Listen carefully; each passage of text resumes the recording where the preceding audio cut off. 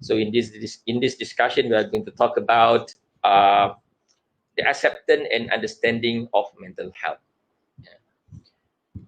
From the perspective of medical services in Malaysia, mental health problems are not new, but the number of people who being diagnosed with mental disorders are increasing every day.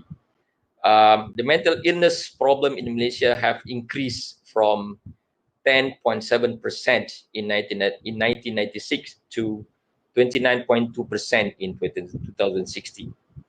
So to discuss on this topic, I'm not alone. Yeah, so we have invited a few panelists. Yeah, we know that you have been diagnosed with MDD or major depressive disorder. Can you share your experience at that time? How did you feel when the doctor when the doctor said that you had MDD, major depressive disorder? When I was diagnosed with MDD, actually, I've known or experienced it for quite a number of years, but I couldn't put a name to it. So I've been living it, but not knowing what it was. But when it was actually explained to me, okay, I have this disorder, then it started to make sense. A lot of things started to piece together. Kenapa saya rasa macam ni tahun lepas? Kenapa saya rasa macam ni 5 tahun lepas? Macam tu kan? So when they were explaining what clinical depression or MDD was to be, then I understood, like, okay, now I understand kenapa I macam ni. Because all this while, I think for many years I was having the symptoms. It's not like an on-off switch. It's not like you have it or you don't have it. I think over the last 23 years, 20 years like that, it slowly came and gone, and then it got very severe about 6 years ago. So the feeling was actually enlightened, because now I can understand why I was like that. Always I was blaming myself for a lot of things. Right. So with this knowledge, then I can now understand, okay, this is the issue, and this is what I can do to be not cured, but better. Yeah. So it is good to know our problem. That actually you want to, that actually you want to see. Yeah. When doctor diagnose you have MDD, you feel very and enlightening, and delightful. Yeah. At least I know this is my problem. I mean, I read a lot of news, I read a lot of books, I expose myself to a lot of things, but it was a surprise to me that I tak pernah dengar about this. All right. Even though I'm like, but I've never heard, and I think a lot of people, the majority of people also are not aware. That's why this kind of talks are very good for us to actually get this out and let people understand that this is a condition. It's not something that's made up. Correct. When you have MDD, Mr. Vinod, or major depressive disorder, how does this idea of suicide enter your mind? Are you aware of such thoughts, of these suicidal ideation? Maybe Dr. Syuhaida can help to add on to what I'm going to say. The ideations or the suicidal thought, actually, does not come out of, for me, from my personal experience, it did not come secara planned. It's not planned. It comes because, like, when you're facing MDD or clinical depression, in my case, like, okay, there's so many channels or avenues or source of happiness that slowly started to disappear for me lah. Then as when you narrow, when these channels narrow down, when you got less and less options, like let's say job, career-wise not going as planned, family is not going as planned, health is not going as planned, what's there to live for? What's that that you can be happy about?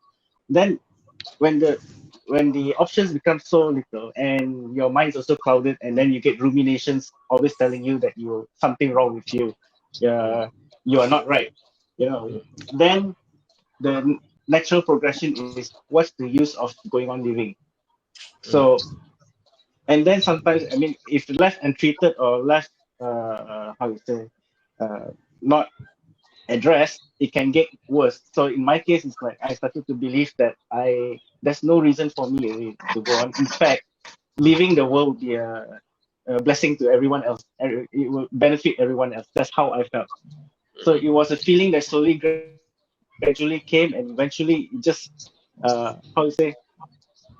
it became a natural progression. It's not like a decision, or I want to do it and I'm going to do it. Because I think to take your own life or someone else's life is a very, very, very scary thing. But to have the natural progression, that's where you get, or in my case, I got fooled into thinking that that was the right thing to do that time. So how it came to me, not overnight, it came to me over weeks or months. And it came to a point where I have nowhere to turn. There's checkmate lah. Kira dah, macam dah checkmate dah. So then I put plans into motion lah. And it felt like it was the right thing to do, based in the frame of mind masa tu, in the in that scenario at the time, yes. But when the attempt failed, that was when suddenly it hit me, that it's not the right thing to do lah. So there was like a difference of just less than 12 hours between this is the right thing to do and this is not the right thing to do. And I think a lot of suicide cases, I believe that the difference in that 12 hours is that my understanding about what something's not right. Something's not right. It's not me, but something's not right. That realization could have stopped me 12 hours earlier. That's how I felt. So when I was at the hospital, that was when I slowly uncovered that, oh, this is what's happening to me, this is what's happening to me. And then I can piece it together, then it makes sense. What makes you to change? What trigger you to change? After that, how do you fight with your emotion? I was a different person after that. I don't know how to explain, but because it was not successful. Because it was not successful, and I woke up the next morning. I woke up a different person as I was the night before. So I can't really say what made me change my mind. But that being said, like what Dr. Syuhaida said just now, the night before I was very overwhelmed. I mean, I've been overwhelmed for some time, but that particular night I was so overwhelmed that was the right thing to do. And then after that, the next day when I woke up, I didn't have that feeling anymore. And then I realized that I've crossed the line. You realize that what changed my mind is that yes, life is precious, life is important, and I have purpose. Yes. That is the difference of the 12 hours. Life is important, and life has a purpose. I did not have these two things that at that time when I was going through my ruminations and the overwhelmed emotions. How as a friends kita nak membantu rakan kita yang mengalami kemurungan? Mr. Vinod, do you have any suggestion? As a friend, how can we help? Don't give advice. First thing is don't give advice. Try to understand. Be a good listener. I think those yang ada dalam kemurungan tu, what they are looking for most importantly is someone that they can share without getting judged, without judgment. So in that sense, if there's someone you know who's having depression or might show the signs of suicidal tendency or what, make it an effort to go and try and understand the person without giving advice or any judgment. It's very hard, but it's something that if kalau ikhlas dari hati that you care about this person, it should be second nature. So to support. Can I describe? Can you describe more? What do you mean by don't don't give advice, don't make judgment. Okay, What is that? it's like, let's say myself, if I last time lah, if I were to go and say I'm feeling very down, and then yeah, uh, this is a very big topic. I don't think even these 2.5 hours can cover. Tapi I try lah. You know, Uh, they have so many macam workshop kan pasal about motivasi. You need to be positive. You need to be thinking positive. You have to take out the negative. Uh, Sometimes a lot of people use that as an advice. yeah. Janganlah fikir benda-benda tu. Positif lah sikit. Then ada yang lebih extreme sikit. Like when they hear someone in depression talking, it's like, they don't want to talk to this person anymore because they rasa dia giving negative vibes or negative energy. So then they go there and then they try to impose or they try to like give instruction. You need to do this. You know, from one part where they say don't think so much. I think this is the most common advice a lot of people give. Don't think so much. How can you not think so much? The brain never stops thinking even when you're sleeping. That's the most important thing. So that is one of the kind of words that you should avoid. Don't think so much. Don't give instructions. The most important thing is investigative questions, like like what Dr. Syuhaida was saying, like what was it? What taking was it? History taking. Like okay, what's making you feel like this? So be a friend, and then once you gain the trust, or at least gain the trust of your friend or your family member, then you can slowly guide them towards like maybe you can approach the doctor for help, or maybe you can approach the therapist for help. Don't lah cakap pergi holiday lah, you need holiday lah. Then kalau dah hilang kerja, macam nak pergi holiday, tak ada duit, lagi lah stress kan. And then in terms of judgment too, like okay, I think Dr. Syuhaida also brought it up just now. Kalau cakap je terus cakap, oh tak beriman, tak bersolat, and so many other things like that. Then from it's very hard to explain or to understand that when you are having depression and you kena kritik macam ni, it can actually magnify not times 2, times 3, maybe times 10. So it makes the depression even more worse. It's not making it better. So, and that is why a lot of people are afraid to come forward. So the short answer is try to understand, try to learn. Most importantly, have empathy. Try to put yourself in the person's shoe and try to understand, and then see how you can guide the person to get help. Not everybody is a doctor. Leave it to the professionals for the help, but you are the catalyst for guiding them. Correct. Yeah. So this question, I think the question here is what should we do? I will try to answer this two ways lah. One is if you are the person who are reaching out, what you can do is avoid these kind of people. Cuba try to avoid these kind of people. Kalau you dah tahu this fellow is going to give this kind of advice, avoid. Find someone you can trust who will listen to you and not give any judgment and give unconditional support. Avoid. But if you're asking what we all can do, is like a good example is actually this webinar or this forum right here. What we can do is actually create more awareness about what mental health is all about, or mental illness. Mental health management, mental illness is so. Mental health is a really big picture.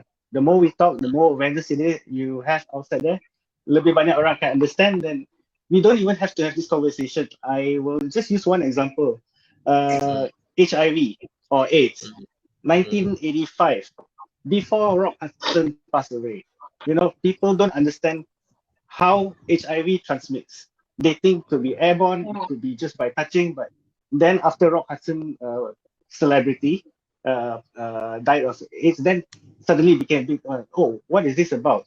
Then people wanted to know. There's research. Slowly there was a stigma and white people with AIDS, just like leprosy had. But over time, people have started to understand what HIV is, how it transmits, how to manage. Are these people actually like lesser human beings or not? They are not. So over like what now, 35 years? Over 35 years now, we've become a society where we understand what HIV is and how it works. Mental health is what HIV was before 1985. There's a lot of awareness to raise, and this may take 10, 20 years, but it has to go on. And these kind of talks are very good. So what we can do is we need to create the conversation and say, and focus on science. Very important is to focus on science. Yes, they all say makhluk halus lah, and jumpy lah, and all these kind of things kan. Because lemah iman, that's why you cannot tak boleh defend yourself against these kind of things. Let them say what they want. But in 10 or 20 years, no one will talk about it anymore as long as we can keep up this talk of the awareness. That's all that. What would like to tell you or say to the people that have suicidal behavior and are not sure what to do, how to help them, how to encourage them to go for treatment? Do you have any suggestion, advice? I go back to my advice, or should I say, I go back to what I said 1 hour ago. Don't give advice. So if you're asking me what advice I should give, I find myself in the spot because I should not give advice. Yeah. What? Okay. But if I have to give advice to those who are around these kind of people, be alert. Keep your eyes open. Like for instance, like in my case, at that point in time, my support group or the people around me cannot recognize what I was going through. And it was easy for them to dismiss lah.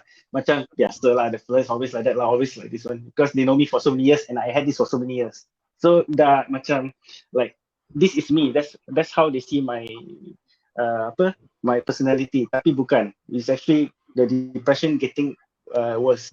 So the advice is actually to learn what it is, like what all of us are talking about right now. Learn what it is, and then when you know someone else who could be facing depression or even having suicidal tendencies, you can spot.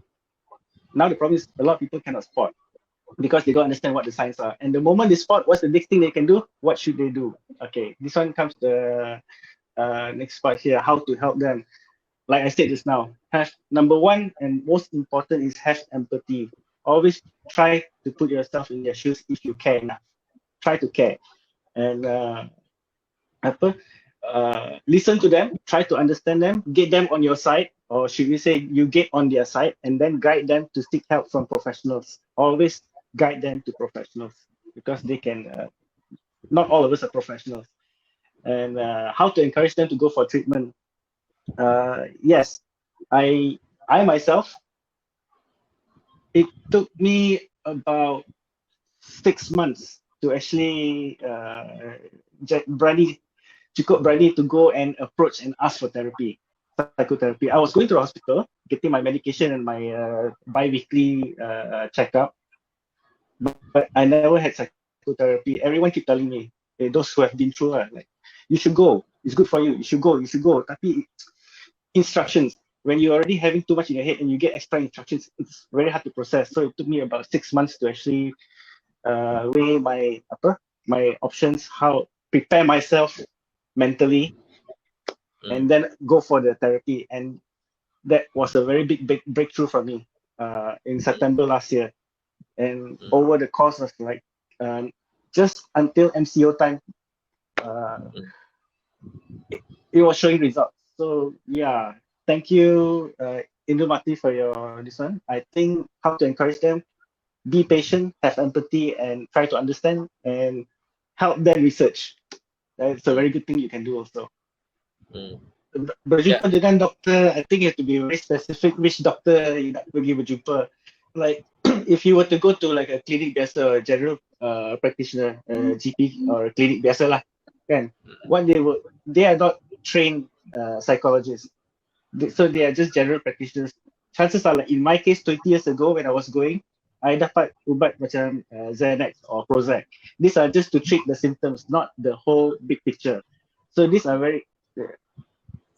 it's very important to know that, you know, okay, if you already went to the GP clinic, you got the medicine, but it has continued for some time, go to a psychiatrist or go to a professional at the hospital and check it out there. And we have a question for both of Puan Adibah and Mr. Vinod. Macam mana kita nak bagi support untuk mereka yang mengalami kemurungan, sebab kadang saya takut nak bagi kata-kata semangat, takut terguris hati mereka. Plus macam mana nak bagi semangat pada survival juga sebab mereka still dapat pandangan stereotype dari orang ramai. What are your thoughts, Mr. Binod? Puan Adibah first, please. Ladies first. Macam I dah jawab earlier tadi kan. Maybe sometimes the best thing to do is not do anything, just listen. Tergurus hati because kadang-kadang kalau dalam, okay, you have to understand, kalau dalam kemurungan atau dalam depresi, kadang-kadang fikiran tak waras. So in that sense that if you cannot treat them as they are normal people you're talking to, dia tak sama the communication or frequency dia. So that is why the chances are higher to insult ataupun like guris hati sesiapa tu lah. So in that case, the most important thing is listen. Always listen, and then if they are looking to you for some kind of feedback, I would say acknowledge that you are trying to understand. Not you understand, but you are trying to understand. Because when the moment cakap, oh, saya tahu apa your pengalaman sekarang, tak boleh, cannot. You cannot understand what they're going through. So listen and try to gain their trust. And by doing that, memang you're giving them a lot of semangat already. And then after that, they can climb out and tell you what's the next step or what's the next help they need from you. Most important, the first thing they need is someone they can, like Tuan Haji cakap, untuk bersandar. That's all. Setiap panelis ruang masa untuk berikan kesimpulan lah ya, di atas perbincangan yang kita telah jalankan selama lebih kurang 2 jam. Lama tu 2 jam. And then Mr. Binod. Earlier in the session, I think Tuan Haji has pointed out correctly that the new statistic, 266 suicide cases recorded. Okay, there are a lot of unrecorded cases of suicide because of like what Puan Adibah cakap just now, don't want the record to be spotty or because of family reputation or what. Some cases are not reported as suicide. So what is reported was 266. And in the same duration between March and October this year, 266 deaths by suicide, there were 249 who died of COVID-19. I think it's very good. It's a good time to actually reflect. 249 deaths by COVID-19, 266 deaths reported suicides. Everyone is very concerned about COVID-19. I think it's far overdue for us to be concerned about suicide when you look at this. So what can we do? I think the very important things, like now we're having this talk right now, creating awareness, which is why I think Puan Adibah said just now, dah rasa lega. 2017 not open-minded, but now everyone is talking about it and it's easier to come out. Sama, like same, like maybe even for me to use the same case I use this now, HIV. Last time people were afraid to come out and say they got HIV, but now they can say, I have HIV, I need help. You know, to fix the problem, we need to speak up. So in this case, I think this kind of talks are very good. And like for me, a lot of people are afraid to come up and speak up and talk about it. Like for me, I have nothing to lose because I already lost my job because of this problem. Okay, HR policies in this country needs to change. Insurance coverage. I think there's a question in the chat also about insurance coverage covering mental health issues. There are so many things that our lawmakers have to be reminded that reform is required to cover and protect those with mental health challenges. And how to do that is through awareness. And with awareness, and if you can actually get everyone on board on the same page and say, look, we have neglected this problem for too long. Mental health illness has been around as long as human beings have been around. That is the message that we need to get across. I want to go for a checkup, but my insurance doesn't cover it. I have to pay from my own money, out of my own pocket, and I don't even have a job. Now I'm doing freelance work. But that gave me a very good opportunity to come up and tell about my story, and also a lot of others who have similar stories like mine. So I have a Facebook page on Facebook called Unboxing Depression, where I've been sharing for 1.5 years about my experience. And over the last 1.5 years, at least about 50 people, around 50 people have approached me asking about, oh, I think you're saying exactly what I'm feeling. Then they come and share with me what to do. I will always guide them.